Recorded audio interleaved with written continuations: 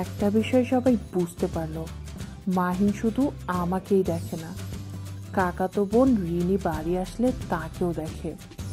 মেয়ে দেখা নিয়ে ওর কাজ, কে হয় হোক কে।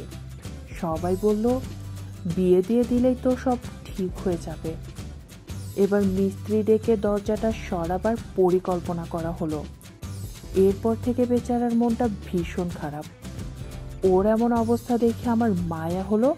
ডেকে কিছু পয়সা দিলাম আর বললাম, যা গিয়ে সিনেমা দেখে আয়, ভালো লাগবে।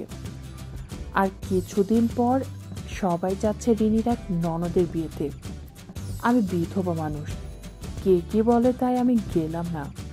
যদিও এমন আনন্দের অনুষ্ঠানে আমারও খুব যেতে ইচ্ছে করলো, কিন্তু মনের ইচ্ছেকে মনের গহীনের চিতায় পুড়ে ভস্ম করে দিলাম।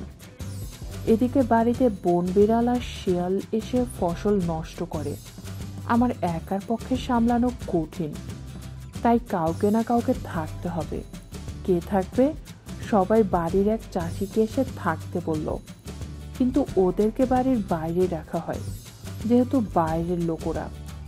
কে কি বলে তাই ঠাকুরমার রাজি হচ্ছিল না। অবশেষে আমি বললাম, কেন, মাহিনকে রেখে যাও না, তাহলেই তো হয়। কিন্তু ও বিয়েতে যেতে চাচ্ছে। তবে কাকা কাকি ঠাকুরমা সবাই ঘরে থাকতে বলল। শুধু পিসি আস্তে করে বলল আমাকে, ওর মতো একটা অসুরকে রাখবি তোর সাথে, উল্টাপাল্টা কিছু করে বসলে। আমি বললাম, আহ পিসি, ওর এমন কি বয়স আর সাহস হয়েছে, আমার ভয়ে কিছু করতে পারবে না। আমার এমন কথা শুনে পিসিও কিছু না বলে চলে গেল। ওদিকে মাহিনকে রাখা কঠিন হয়ে গেল। আমি ওকে অন্য রুমে নিয়ে কানে কানে বললাম, তুই থাক, তাহলে অনেক কিছু দেখতে পারবি। ওখানে গিয়ে কি লাভ তোর? তার চেয়ে আমার সাথে থাক, লাভ হবে তোর। আমার এমন আশ্বাসমূলক কথা শুনেও ভেজা বিড়ালের চুপটি মেরে গেল। সবাই চলে গেল। সন্ধে হলো। পাশের বাড়ির আত্মীয়রাও বিয়েতে গেল। ওদের দুটো ছেলেকে আমার কাছেই রেখে গেল। বাড়ির চারপাশটা অন্ধকার আর শিয়াল কুকুরের ডাক শোনা যাচ্ছে আশেপাশে। উঠানেও দুটো পোষা কুকুর আছে, কখনো বাড়িতে কখনো বাইরে থাকে। ঘরে ছেলেকে রেখে যে টয়লেটে যাব, তবুও ভয় হচ্ছে যদি শিয়াল টেয়াল কিছু চলে আসে। তাই নিরুপায় হয়ে মাহিনকে ডাক দিলাম, এই সুশান্ত, সুশান্ত। ও এবার অন্য রুম থেকে বলে উঠল, কি দিদি? আমি বললাম, এদিকে একটু আয় তো। 2-3 ঘর পর ওর শোবার ঘর। উঠোন পেরিয়ে আমার ঘরে এলো। আমি বললাম, তুই একটু বস তো খোকার কাছে, আমি একটু আসছি। ওকে একা ফেলে কোথাও যাবি না, শিয়াল ঘরে এলে তোকে মেরে ফেলবে। বলল, আচ্ছা যাও, আমি আছি। কিছুক্ষণ পরে আমি ফিরে আসলাম। পাশের বাড়ির ছেলে দুটো খেয়ে পিসির খাটে ঘুমিয়ে পড়েছে, মাহিন ঘরে চলে যাচ্ছিল।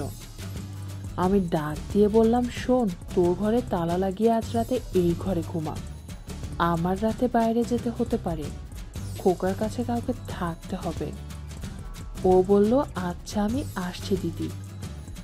রাতে খাওয়া সেরে দরজা লাগিয়ে ও আর আমি শুয়ে পড়লাম। ঘরে অল্প আলোর একটা রঙিন বাতি জ্বলছে। খোকা আমার পাশে।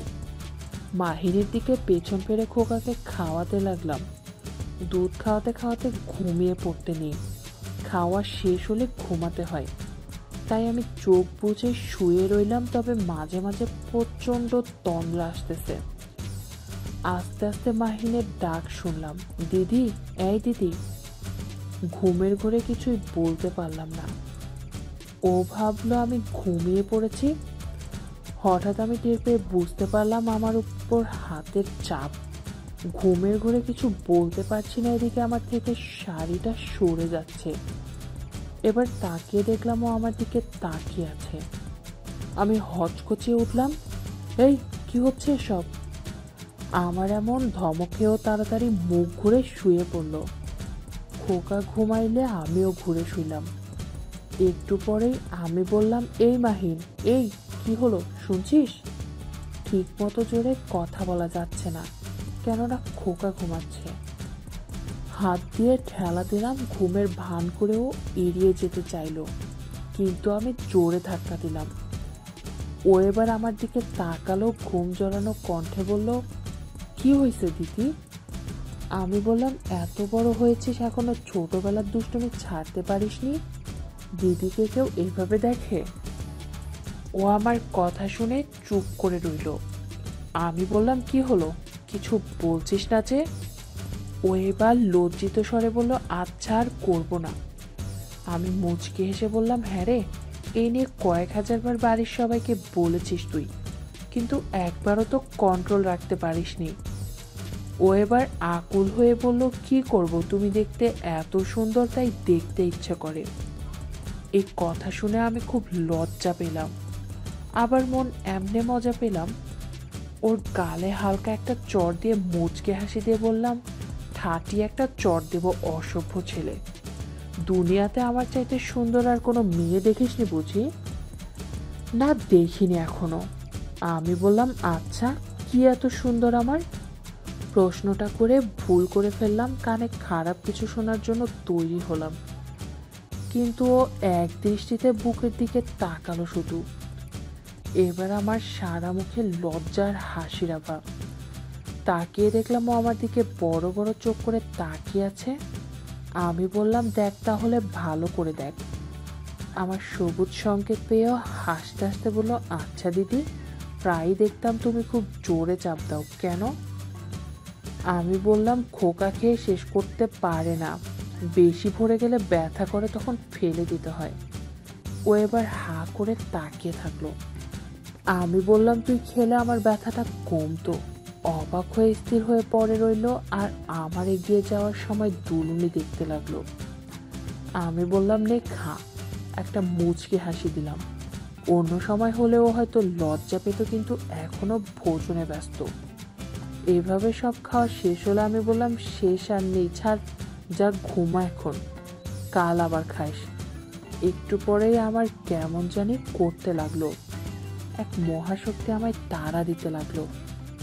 বহুদিন হলো খেলাধুলা হয়নি, আজ ওকে পেয়ে কেমন যেন চুম্বক শক্তি বৃদ্ধি পেতে লাগলো। কিন্তু ওকে দিয়ে এমন কাজ করানো কি ঠিক হবে? এমন সব ভাবতে লাগলাম। দেখিও মরা মানুষের মতো ঘুমিয়ে পড়েছে। আমি কাজ নিজে শুরু করে দিলাম, কিছুটা আওয়াজ বের হতে লাগলো। এমন সময় ও জেগে উঠে বলল, কিরে, কষ্ট হচ্ছে, অমন করছিস কেন? আমি বললাম, না তেমন কিছু না, এই তো একটু শরীরে ব্যথা, তুই ঘুমা। ও বলল, তোমার কষ্ট দেখে আমার কি ঘুম আসবে? আমি বললাম, ওরে আমার লক্ষ্মী রে। আমি বুঝলাম ও আমার বিষয়টা বুঝতে পেরেছে, এখন ওকে দিয়েই চালাতে হবে। আমি বললাম, তুই কি পারবি খেলতে? ও বলল, চেষ্টা করব। আমি বললাম, তো নে, আমার মাথা টিপে দে। এবার শুরু করে দিল। আমরা বেশ গল্প করতে লাগলাম। ও কতদিন থেকে আমায় লক্ষ্য করে সেই সব গল্প। একটু পরে আমি ওকে একটানে জড়িয়ে নিলাম, পাগলের মতো কিস দিতে লাগলাম। ও আমায় পেয়ে খুশিতে বাগ বাগ। এবার আমাদের খেলা শুরু হলো, এরপর ঝড় উঠলো। আমি অনেকটা দমিয়ে গেলাম। এইভাবে প্রায় 30 মিনিট খেলার পর আমাদের খেলা শেষ হলো। তারপর প্রায়ই আমাদের খেলা চলতে থাকলো। প্রায় মাসখানেকের মধ্যেও একটা বড় মাপের খেলোয়াড় হয়ে গেল।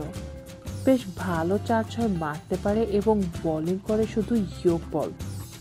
ওর ইয়র্ক বল আটকানো আমার জন্য দুঃসাধ্য হয়ে গেল। এমন তাগড়া যুবকের সাথে পারা অনেক কঠিন হয়ে পড়ল। আমি এবার ওকে বিয়ে দেওয়ার জন্য মেয়ে খুঁজতে লাগলাম, কেননা এভাবে চলতে থাকলে একসময় বড় কোনো সমস্যা হতে পারে, আর এভাবে চলতে দেওয়া ঠিক হবে না। বন্ধুরা, এখানেই শেষ হলো আজকের গল্প। এরকম আরও নতুন নতুন গল্প পেতে আমার তামান্না ক্রিয়েশন চ্যানেলটি সাবস্ক্রাইব করে আমার সাথেই থাকো। ধন্যবাদ।